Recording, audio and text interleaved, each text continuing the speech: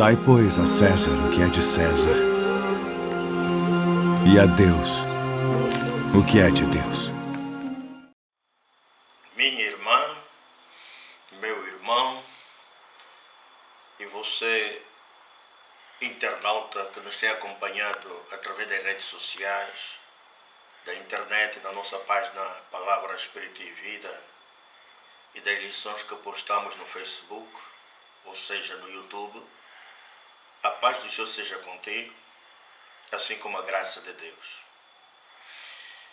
Nós vamos dar continuidade aos nossos estudos acerca da lei cardinal do Reino de Deus e hoje começamos por falar do que Jesus Cristo ordenou: dai a Deus o que é de Deus. Nas lições anteriores já falamos sobre dar a César o que é de César. Não aprofundamos muito porque há muita coisa que se pode falar. E hoje vamos então começar por aprender, eu e você, sobre o que devemos dar a Deus o que é de Deus. E eu vou começar com a oração de Paulo, que consta de 2 Coríntios 13, versículos 7 e 8, e que eu cito: Ora, eu rogo a Deus que não façais mal algum, não para que sejamos achados aprovados, mas para que vos façais o bem, embora não sejamos como reprovados, porque nada podemos contra a verdade, senão pela verdade. E vamos começar por ler alguns versículos bíblicos que nos vai interessar para entendermos a essência desse estudo. Eu vou começar por ler Marcos 4, versículo 26 a 29. E dizia Jesus: o reino de Deus é assim como se um homem lançasse semente à terra, e dormisse, e se levantasse de noite ou de dia, e a semente brotasse e crescesse, não sabendo ele como. Porque a terra por si mesma frutifica, primeiro a erva, depois a espiga, por último o grão cheio na espiga. E quando já o fruto se mostra, mete-lhe logo a foice, porque está chegada a ceifa. Em Mateus 18, versículos 1 a 4, diz: naquela mesma hora, chegaram os discípulos ao pé de Jesus, dizendo: quem é o maior no reino dos céus? E Jesus, chamando o menino, pôs no meio deles, e disse: em verdade vos digo que, se não vos converterdes e não vos fizerdes como meninos, de modo algum entrareis no reino dos céus. Portanto, aquele que se tornar humilde como este menino, é o maior no reino dos céus. E no capítulo 19 de Mateus, há um acontecimento nos versículos 13 a 14, o seguinte: trouxeram-lhe então alguns meninos para que sobre ele pusesse as mãos e orasse. Mas os discípulos o repreendiam. Jesus, porém, disse: deixai os meninos e não os estorveis de vir a mim, porque dos tais é o reino dos céus. Aleluia! Minha irmã, meu irmão, eu quero dizer o seguinte: o reino de Deus é aquele reino dentro do qual a vontade de Deus é executada sem nenhuma interferência. Sem interferência alguma. O reino de Deus, essa expressão reino de Deus, designa tanto o reino da graça quanto o da glória. Porque o reino e o poder e a glória estão interligados. E vimos que Jesus também usou a expressão reino dos céus. A expressão reino dos céus designa a obra da graça no coração dos homens. Significa que, quando Jesus Cristo disse que se não nos convertermos e não nos fizermos como meninos, de modo algum entraremos no reino dos céus. E ele quando repreendeu os discípulos que estavam a impedir as crianças de serem abençoadas por ele, disse que o reino dos céus pertence às crianças, aos meninos. Significa que o nosso aprendizado no reino de Deus não é com os canudos, com a idade cronológica, com aquilo que nós nos tornamos sabichões neste mundo. Nascemos como meninos, num novo nascimento em Cristo, e o aprendizado começa como meninos. Começamos a aprender coisas novas, de uma nova vida espiritual com Deus aqui neste mundo, para que possamos praticar as coisas que Deus nos ensina. Assim como uma criança quando nasce, ela nasce bebê, depois ela vai crescendo, vai se desenvolvendo, vai para a creche, depois da creche vai para a pré-escolar, do pré-escolar vai para a primária, da primária o secundário, depois os liceus ou os institutos, a faculdade e por aí fora, para que ele possa ser instruído, educado desde o berço e pelas instituições, a fim de poder inserir a sociedade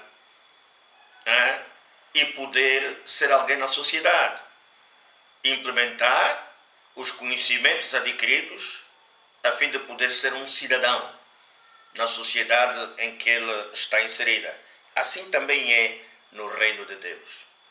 Escuta, o trabalho que Deus está a dirigir para conosco, seus filhos, a prioridade não é a construção de templos ou a edificação de templos luxuosos. Claro que Deus também prima por isso, mas a sua prioridade não é essa. A prioridade de Deus é a obra da graça em nossos corações. É a edificação de nós como edifício de Deus para a verdadeira morada de Deus em espírito.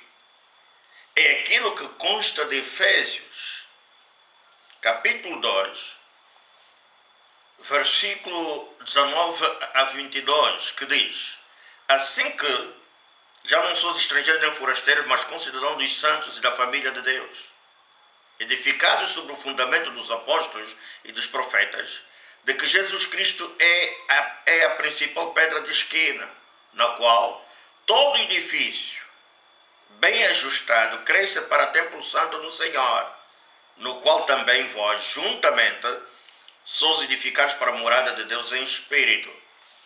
E no capítulo 4, versículo 14 diz, ou 13, até que cheguemos à unidade da fé e ao conhecimento do Filho de Deus, a varão perfeito, à medida da estatura completa de Cristo, para que não sejamos mais meninos inconstantes, levados em roda por todo o vento de doutrina, pelo engano dos homens, que com astúcia enganam fraudulosamente. Antes, seguindo a verdade em amor, cresçamos em tudo naquele que é a cabeça, Cristo, do qual todo o corpo, bem ajustado e ligado pelo auxílio de todas as juntas, segundo a justa operação de cada parte, faz o aumento do corpo para a sua edificação em amor. Então, este é o trabalho que Deus dirige para nós, para que possamos crescer e ser edificados como edifício e morada de Deus em espírito. O resto, claro que virá. A construção de edifícios aqui nesse mundo, o apetrachamento de igrejas, porque Cristo tem um rebanho e há necessidade de construir um aprisco, um curral para proteger o rebanho das intempéries, dos olhares curiosos, dos lobos, dos pedradores, da chuva, do sol, para acomodar o rebanho, a fim de que eles possam estar acomodados e possam de facto crescer estruturalmente. Mas muitos são que priorizam a construção de edifícios e se esquecem do trabalho que Deus está a dirigir na construção do edifício que somos nós. a morada dele em espírito. Não é por unidade de Deus a construção de edifícios. É importante a construção desses edifícios, de templos bons, bonitos. Mas você sabe que se não permitirmos que Deus nos edifique e construa aquilo que Ele construir em nós, muitos desses edifícios são rejeitados por Deus, negados por Deus. Por quê?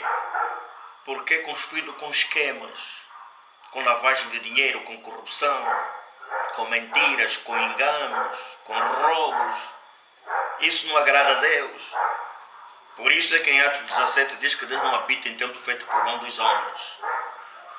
Deus habita no templo que Ele me fez com as suas mãos, com a sua vontade, que somos nós, seres humanos.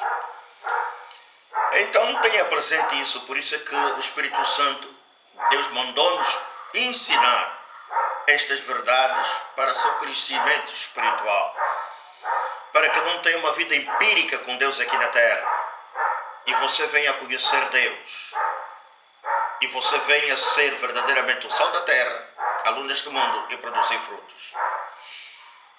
Porque não é o que nós construímos, não. É o que Deus está a construir. Meus irmãos, minhas irmãs, Jesus Cristo disse em Mateus 22, versículo 21, dai, pois, a César o que é de César e a Deus o que é de Deus. Escute, neste mundo existem dois tipos de pessoas. Aqueles que são ricos para com Deus e aqueles que não são ricos para com Deus. Em Lucas, capítulo 17, Lucas 12, versículos 13 a 21, na parábola do rico insensato, Jesus Cristo, Ele definiu quem é rico sem Deus e as consequências de ser rico sem Deus. Quando Ele chamou a atenção para nos acautelarmos e nos guardarmos da avareza, porque a vida de qualquer não consiste na abundância de que possui, e quando Ele exemplificou com a parábola do rico, que construiu herdades, criou condições para uma boa vida no futuro, para descansar e a sua alma desfrutar da abundância que ele havia criado, da riqueza que ele havia criado. Só que faltou-lhe um pormenor, o conhecimento da realidade espiritual. Porque na parábola Jesus Cristo disse: tolo, esta noite pedirão a tua alma. Ele não sabia que naquela noite ele havia de morrer. E todas as coisas que ele construiu havia de deixar ficar. E disse Jesus: assim é aquele que para si ajunta tesouros e não é rico para com Deus. Então, a vontade de Deus é que nós sejamos ricos para com Deus. Porque neste mundo existem pessoas ricas. E até existem organizações, existem seitas, que têm melhores templos e mais ricos que nós cristãos. As igrejas são denominações de Cristo. Os satanistas, por exemplo, têm grandes templos luxuosos. A religião tem grandes templos luxuosos. Mas Deus não está lá. Então temos que começar a ver a diferença. Uma coisa é ser rico sem Deus. E neste mundo as pessoas podem enriquecer sem dizimar ou sem ofertar a Deus. E também pode ser rico com Deus, praticando as leis da economia bíblica ou a lei cardinal do reino de Deus. Sementeira para a colheita. Posso ouvir um amém? E a diferença entre um rico sem Deus e um rico para com Deus, ou um rico não para com Deus, é que o rico para com Deus é próspero. Porque há uma diferença entre ser rico e ser próspero. Prosperidade é ter todas as necessidades supridas pelo poder de Deus. Que necessidades são essas? Necessidades espirituais. A salvação em Cristo. Cristo foi o teu substituto. Ele morreu na cruz, derramou seu sangue para remir você do pecado. Ele resgatou você do pecado, do domínio de Satanás. Ele, no seu sangue, purificou-lhe e reconciliou-te com Deus. No seu corpo, na cruz do madeiro, levou os teus pecados. Significa que você tem comunhão com Deus e nasceu de novo em Cristo Jesus. E está a caminhar para a vida eterna com Deus. Isso é uma necessidade espiritual que muitos ricos, que não são ricos para com Deus, não têm. Necessidades emocionais. Segundo, necessidades emocionais. O castigo que nos traz a paz recaiu sobre Cristo. Cristo foi afligido na alma. Ele foi rejeitado. Ele foi batido. Ele foi humilhado, escarnecido. Cristo, quando esteve no Monte das Oliveiras, em oração a Deus, o seu estado emocional entrou num estresse tal que ele suou gotas grossas de sangue, que nenhum corpo humano pode suportar isso, senão entra em colapso.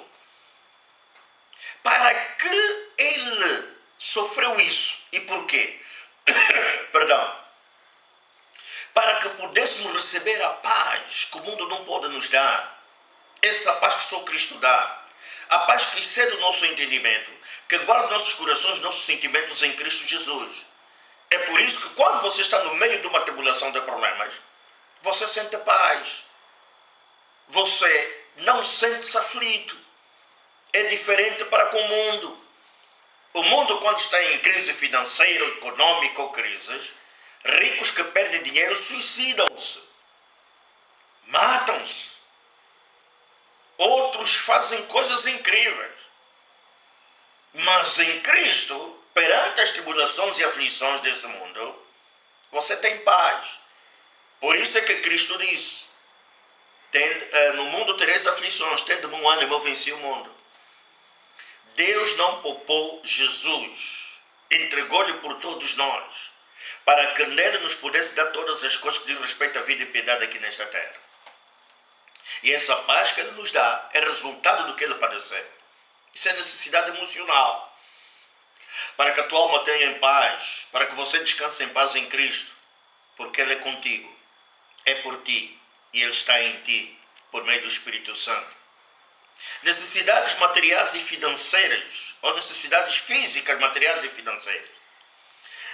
E é uma necessidade espiritual também. A cura divina, a cura do seu corpo, de doenças e enfermidades no seu corpo e curas da ferida da sua alma. As feridas feitas no corpo de Cristo, pelas 39 chicotadas de Anisoma, pelas varas que apanhou na cabeça, a coroa de espinho que penetrou no seu couro cabeludo, pelos cravos que penetraram na sua mão, nos seus pés, pela lança que lhe foi espetada de lado, onde derramou sangue para a nossa remissão. Por essas feridas feitas nós somos curados. Nós já recebemos cura. Por isso é que a Bíblia fala do passado. Fostes curados, pelas suas feridas fostes curados, fostes sarados. E por esta graça de Deus, nós recebemos cura dos nossos corpos e cura das feridas das nossas almas. Necessidade material e financeira. Porque já sabeis a graça do nosso Senhor Jesus Cristo, que sendo rico, por amor de nós se fez pobre, para que na sua pobreza enriquecêssemos. Cristo podia ter nascido numa mansão de luxo, mas Deus providenciou que ele nascesse em condições de pobreza, numa manjedoura, que é curral para animais. Foi envolto em panos. Mas depois que os reis magos, os pastores foram lhe visitar, levaram riquezas e Deus acionou a prosperidade na vida de Cristo. Levaram mirra, ouro, incenso. Cristo no seu ministério, ele era próspero. A sua batina, quando ele fosse crucificado, foi submetido a jogo de sorte. Os guardas disputavam quem havia de ficar com a batina de Jesus. Jesus tinha um ministério próspero. Ele tinha uma bolsa onde guardava dinheiro e dava aos pobres. E Judas era o tesoureiro, embora ele fosse o ladrão. Mulheres serviam a Jesus com seus bens, com as suas fazendas, como Maria Madalena e outros. Então Cristo não foi pobre aqui na terra enquanto esteve no seu ministério aqui na terra. E nós temos que entender essa verdade, meu irmão. Porque a ordem de Deus é uma palavra pronunciada por Deus. E ela tem que ser cumprida. Tem que entender isso. E a vontade de Deus é a ideia concebida na mente de Deus. Portanto, a ordem tem que ser anunciada. Mas a vontade de Deus pode ser silenciada. Por isso é que às vezes Deus faz silêncio para trabalhar em nosso benefício, em nosso favor. Então, já vimos acerca da lei cardinal do reino de Deus. E nós vamos começar por aprender também o que Deus exige ou reivindica no seu reino. Nós vimos, quando falamos de dai a César o que é César, nós vimos que o símbolo da sujeição às autoridades é imposto a quem se deve imposto, tributo a quem se deve tributo, respeito a quem se deve respeito e honra a quem se deve honra. Nós vimos isso. Também no reino de Deus, esses símbolos são patentes, porque através da igreja ele instituiu o seu reino aqui na terra. E Jesus Cristo é o reino de Deus, porque a igreja é o corpo de Cristo. Por isso é que ouvimos Jesus a falar: o reino de Deus está entre vocês, é chegado o reino de Deus. Jesus falava essas coisas. E nós vamos por começar a ler Malaquias, o livro de Malaquias, que é o livro em que Deus contende com o seu povo sobre os seus direitos de honra e de obediência e respeito às leis por ele instituídas. E diz aqui no capítulo 1, versículo 6 o seguinte: o filho honrará o pai e o servo o seu senhor. E se eu sou pai, onde está a minha honra? E se eu sou senhor, onde está o meu temor? Diz o Senhor dos Exércitos a vós, aos sacerdotes, que desprezais o meu nome e dissestes em que desprezamos nós o teu nome. Oferecei sobre o meu altar pão imundo e dizeis em que te havemos profanado. Nisto que dizeis, a mesa do Senhor é desprezível. Porque quando trazes animal cego para o sacrificardes, não faz mal. E quando ofereces o coxo ou enfermo, não faz mal. Ora, apresenta o teu príncipe. Terá ele agrado em ti ou aceitará ele a tua pessoa, diz o Senhor dos Exércitos. Deus aqui está a dizer: oferece essas coisas ao teu líder no mundo, ao ministro, ao governador, ao diretor. Oferece essas coisas para ver se ele te vai aceitar a tua pessoa ou se vai aceitar aquilo que você lhe dá. Versículo 10. Quem é também entre vós que fecha as portas e não acenda de balde o fogo do meu altar? Eu não tenho prazer em vós, diz o Senhor dos Exércitos, nem aceitarei da vossa mão a oblação. Mas desde o nascente do sol até o poente será grande entre as nações o meu nome. E em todo lugar se oferecerá o meu nome incenso e uma oblação pura, porque o meu nome será grande entre as nações, diz o Senhor dos Exércitos. Mas vós o profanais, quando dizeis, a mesa do Senhor é impura, e o seu produto, a sua comida é desprezível. E dizeis, eis aqui, que canseira. E o lançaste o desprezo, diz o Senhor dos Exércitos. Vós ofereceis o roubado, e o coxo enfermo, assim fazeis a oferta. Ser-me aceito isto de vossa mão, diz o Senhor. Pois maldito seja o enganador que, tendo animal no seu rebanho, promete e oferece ao Senhor uma coisa vil. Porque eu sou grande rei, diz o Senhor dos Exércitos. O meu nome será tremendo entre as nações. No capítulo 2, diz Deus: e agora, os sacerdotes, esse mandamento vos toca a vós. Se não ouvirdes, e se não propuser no vosso coração dar honra ao meu nome, diz o Senhor dos Exércitos, enviarei a maldição contra vós e amaldiçoarei as vossas bênçãos. E já o tenho amaldiçoado, porque vós não pondes isso no vosso coração. Aleluia! Eis que vos corromperei a semente e espalharei esterco sobre os vossos rostos, e o esterco das vossas festas, e com eles sereis tirados. Então sabereis que eu vos enviei este mandamento para que o meu concerto seja com leve, diz o Senhor dos Exércitos. Meu concerto com ele foi de vida e de paz, e eu lhes dei para que me temessem, me temeu, e assombrou-se por causa do meu nome. A lei da verdade esteve na sua boca, e a iniquidade não se achou nos seus lábios. Andou comigo em paz e retidão, e apartou a muitos da iniquidade. Porque os lábios do sacerdote guardarão a ciência, o conhecimento de Deus, e da sua boca buscarão a lei, porque ele é o anjo do Senhor dos Exércitos, ou mensageiro do Senhor dos Exércitos. No capítulo 3, versículo 4 a 12 diz o seguinte: e a oferta de Judá e de Jerusalém será suave ao Senhor, como nos dias antigos e como nos primeiros anos. E chegar-me a vós para juízo, serei uma testemunha veloz contra os feiticeiros, contra os adúlteros, contra os que juram falsamente, contra os que defraudam o jornaleiro, e pervertem o direito da viúva, e do órfão, e do estrangeiro, e não me temem, diz o Senhor dos Exércitos. Porque eu, o Senhor, não mudo, por isso vós, ó filhos de Jacob, não sois consumidos. Desde os dias dos vossos pais vos desviaste dos meus estatutos e não os guardaste. Tornai-vos para mim e eu tornarei para vós, diz o Senhor dos Exércitos. Mas vós dizeis: em que havemos de tornar? Roubará o homem a Deus? Todavia vós me roubais e dizeis: em que te roubamos? Nos dízimos e nas ofertas alçadas. Com maldição sois amaldiçoados, porque me roubais a mim, vós toda a nação. Trazei todos os dízimos à casa do tesouro, para que haja mantimento da minha casa. E depois fazei prova de mim, diz o Senhor dos Exércitos. Se eu não vos abrir as janelas do céu, e não derramar sobre vós uma bênção tal, que dela vos advenha maior abastança.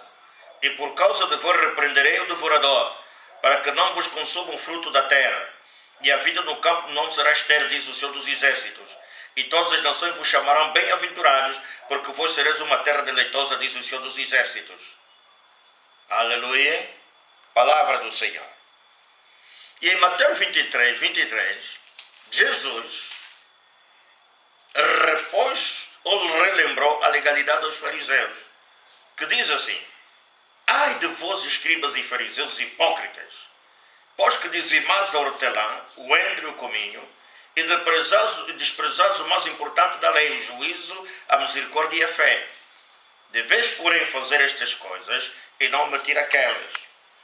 Na Bíblia Viva há uma versão muito mais simples. Me permitam encontrar o apontamento, que é para poder então ler. Louvado seja o Senhor. Eu quero ler isso porque é um português mais simplificado. Disse Jesus: sim, ai de vocês fariseus e demais líderes religiosos fingidos, pois dão dízimo até da última folha de hortelã de sua plantação, mas se esquecem das coisas importantes, a justiça, a misericórdia e a fé. Sim, vocês devem dar o dízimo, mas não devem deixar de fazer as coisas mais importantes. Isso é Mateus 23 da Bíblia Viva. Meus irmãos, minhas irmãs, como Deus instituiu dízimos e ofertas?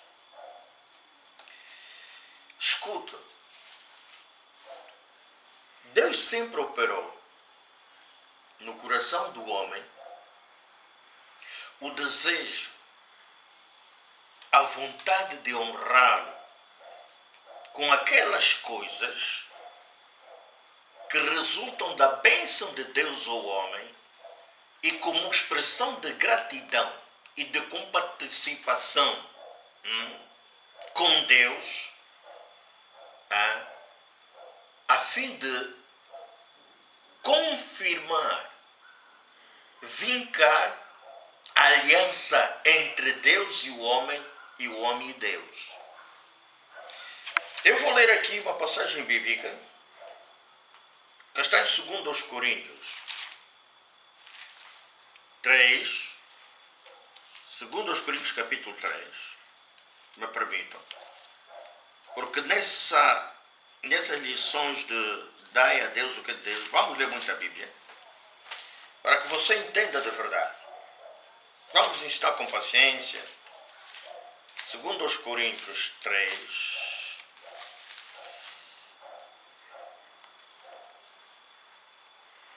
versículos 5 e 6, o seguinte: não que sejamos capazes por nós de pensar alguma coisa como de nós mesmos, mas a nossa capacidade vem de Deus, o qual nos fez também capaz de ser ministro do Novo Testamento, não da letra, mas do Espírito, porque a letra mata e o Espírito vivifica. E se o ministério da morte, gravado com letras em pedra, veio em glória, de maneira que os filhos de Israel não podiam fitar os olhos na face de Moisés, por causa da glória do seu rosto, a qual era transitória, como não será de maior glória o ministério do Espírito? Aleluia! Porque se o ministério da condenação foi glorioso, muito mais excederá em glória o ministério da justiça. E eu vou ler um pouco da Bíblia Viva. E diz assim: e não porque pensemos que podemos fazer por nós mesmos qualquer coisa de valor duradouro. O único poder que possuímos e o êxito que obtemos vem de Deus. Ele é que nos tem ajudado a contar aos outros o seu novo contrato para salvá-los. Nós não lhes dizemos que eles precisam obedecer a todas as leis de Deus ou então morrer. Mas dizemos que há vida para eles da parte do Espírito Santo. O velho caminho, procurar ser salvo mediante a guarda dos 10 mandamentos, termina em morte. No novo caminho, o Espírito Santo lhes dá a vida. Em Filipenses 2, versículo 13, diz a palavra de Deus: porque Deus é que opera em nós, em vós, tanto querer como efetuar, segundo a sua boa vontade. Fazer todas as coisas sem murmuração, sem contendas, para que sejais irrepreensíveis e sinceros, filhos de Deus, inculpáveis, no meio de uma geração corrompida e perversa, entre a qual resplandeceis como astros no mundo, retendo a palavra da vida, para que no dia de Cristo possa gloriar-me de não ter corrido nem trabalhado em vão. O versículo 13 na Bíblia Viva diz assim: porque Deus está operando em vocês, ajudando-nos a desejar obedecer-lhe, depois ajudando-nos a fazer aquilo que Ele quer. Posso ouvir o amém? Louvado seja o Senhor. Meu irmão, não é bem o que nós queremos fazer para Deus. Não que não tenhamos capacidade de nós próprios fazermos coisas duráveis, coisas. Por isso é que muitos constroem templos, grandes templos, edificam igrejas. E muitos desses lugares é resultado de engano, mentiras, lavagem de dinheiro, crime, burlas. Os homens podem fazer coisas para Deus, mas não estarem a fazer bem. Como Jesus. Jesus andava fazendo bem e curando os doentes, os enfermos, libertando os cativos do diabo. Há uma diferença entre fazer bem e fazer o bem. Porque no fazer o bem pode estar tanto a vontade de Deus como a vontade do homem. Mas o fazer bem está à vontade de Deus. Daí que a nossa capacidade vem de Deus.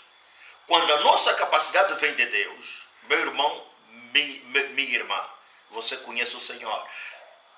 Então Deus vai operar através de ti para fazer o que Ele quer.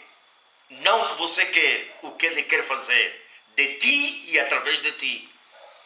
Por isso é que os dons do Espírito Santo são distribuídos segundo a sua vontade. Não pertence ao homem.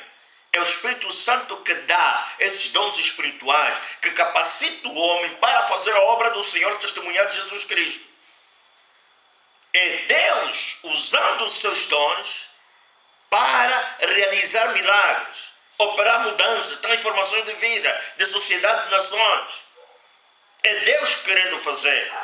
Por isso é que Jesus Cristo disse: eu faço aquilo que vejo o Pai fazer. Eu falo aquilo que eu ouço o Pai falar. As doutrinas que eu falo não são minhas, é do Pai. E Jesus dizia: eu e o Pai somos um. Por isso é que tem que haver unidade, chegar à unidade da fé com Cristo. Esta foi a oração de Jesus em João 17 a favor dos seus discípulos. A unidade da fé. Para que sejam um em unidade, como tu, ó Pai, és um comigo. Ou sou um contigo. Estás a ver? Sejamos um com Cristo. É onde as coisas começam a acontecer. E a primeira pessoa que Deus operou para honrar a Deus com as primícias foi Abel. Deus operou esse desejo no coração de Abel. E Abel pegou nas primícias da gordura e dos seus animais e levou como oferenda a Deus. E Deus atentou para Abel e para a sua oferta. Caim também levou do produto do campo, também oferenda a Deus. Mas Deus não atentou para Caim, nem atentou para Abel. Não atentou para Caim, nem para a sua oferta. Por quê? Meus irmãos, aquilo que você traz a Deus é o cheiro do teu coração. Deus atenta sobre duas coisas. Atenta sobre ti, o teu coração, a motivação daquilo que você lhe dá e lhe traz, e atenta para aquilo que você traz para ele.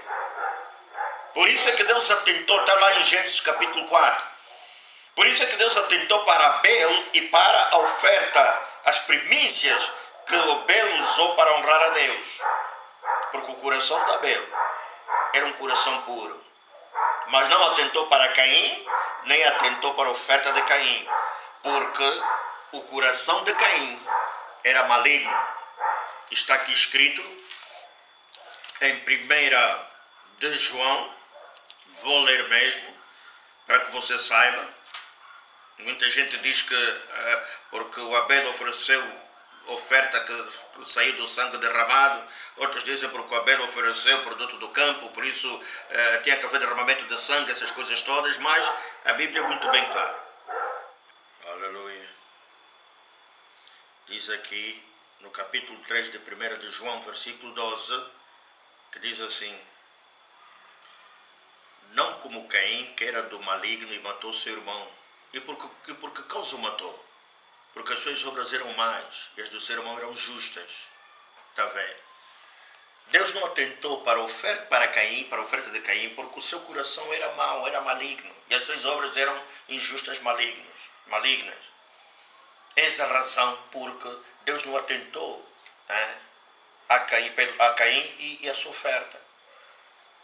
Não é porque ele levou o produto do campo. Você viu que quando Jesus repreendeu os fariseus e escribas, Jesus mencionou que eles dizimavam hortelã, o coentro, por aí fora, produtos do campo. Então o problema de Caim não era esse. O problema do Caim era o seu coração. Por isso é que quando ele viu que Deus atentou para o irmão e para a oferta do irmão, seu semblante decaiu por causa da inveja. E o ódio entrou e acabou por matar o seu irmão. E depois Deus pleiteou com ele e responsabilizou pelo derramamento de sangue. Porque quando se mata alguém, derrama sangue de alguém, este sangue que é derramado clama por justiça. O sangue tem voz. E ele sobe sempre o trono de Deus, clamando por justiça. Então, Deus operou isso. no coração de Abel, definindo os parâmetros ou as condições, como chegar ao seu trono, à sua presença, para levar ofrendas e ser aceita por ele. Por isso é que Deus não é tentado pelo mal, nem tenta ninguém com mal. Por isso é que Deus, ao reclamar o seu direito de honra, e ao reclamar o seu direito das ofertas e dos dízimos, Deus julgou o seu povo Israel, porque levavam roubado, porque levavam coxo, levavam enferma, o pão imundo, essas coisas todas. E ainda na antiga aliança, em Deuteronômio 23, versículo 18, Deus determinou: não trarás salário de ramero ou de prostituta, nem preço de cão à casa do Senhor teu Deus, por qualquer voto, porque ambos estes são igualmente abominação ao Senhor teu Deus. Então significa que Deus é um Deus santo, puro. Ele não aceita ofertas, não aceita coisas que venham de contaminação. Posso ouvir um amém? Aleluia. Deus começou com Abel e Deus prosseguiu com Abraão. Deus operou. Vocês já ouviram o que nós lemos na passagem bíblica? Deus é que opera nós tanto querer como efetuar. O desejo de, pela fé, Abraão dizimar é uma operação de Deus no coração de Abraão. Isso está em Gênesis capítulo 20, Gênesis 14, do versículo 18 a 20. E eu vou ler, para que você entenda.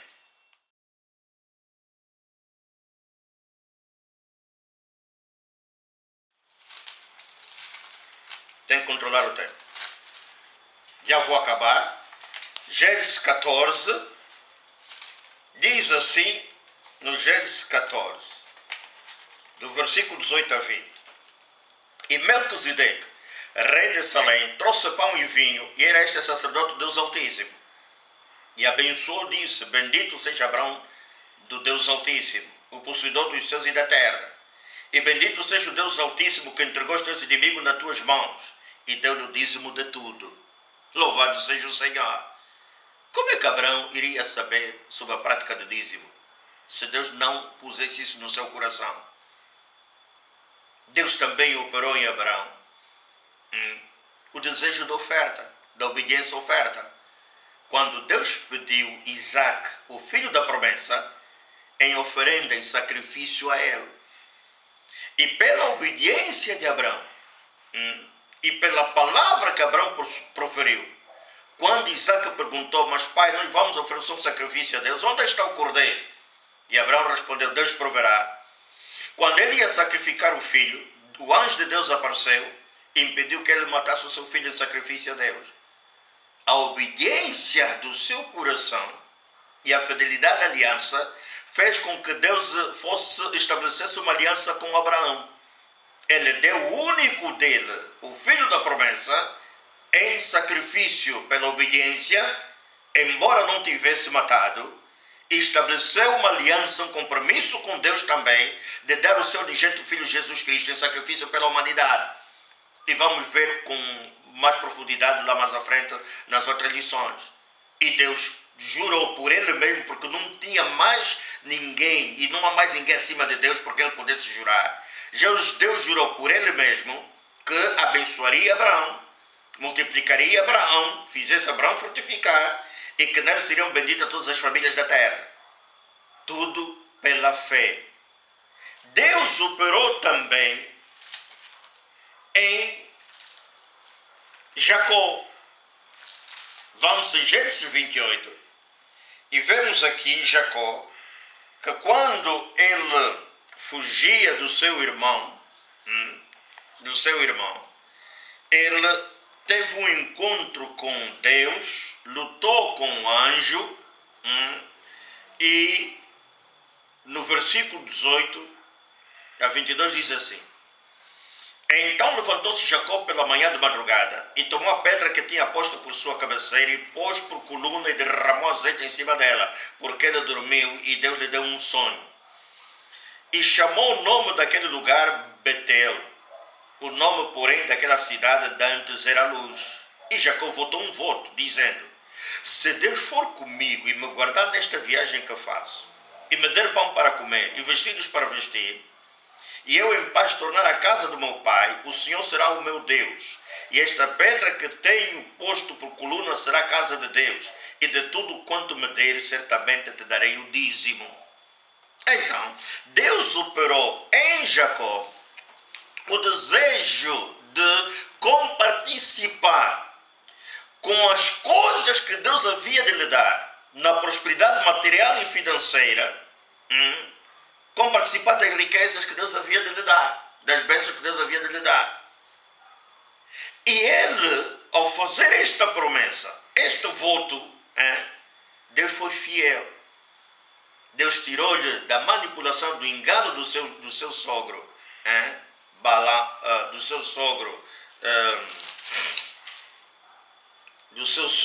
o Labão. Deus ajudou-lhe, prosperou-lhe. Deus fez-lhe regressar em paz, porque de regresso à casa dos seus pais, ele reconciliou-se com seu irmão. Meu irmão, minha irmã, eu quero dizer a você o seguinte: Deus operou pela fé em Abraão. E Abraão, pela fé, honrou a Deus com dízimo. Deus operou pela fé em Jacó. E em Jacó honrou a Deus com dízimo. De Jacó saiu Israel, as 12 tribos de Israel, a nação de Israel. E quando Deus operou em Abraão e em Israel, ele já tinha previsto a instituição do dízimo e das ofertas assadas e outras ofertas na lei que queria dar a Israel. 430 anos depois de Israel sair da escravidão do Egito e do domínio do faraó, Deus deu a lei a Moisés. E na lei que Deus deu a Moisés, fez constar a lei do dízimo e das ofertas, incluindo ofertas alçadas. Nós vamos abrir Levítico 27. Levítico 27. E na próxima lição vamos ler o versículo 28 a 34 e vamos dar continuidade ao nosso estudo. Deus abençoe você.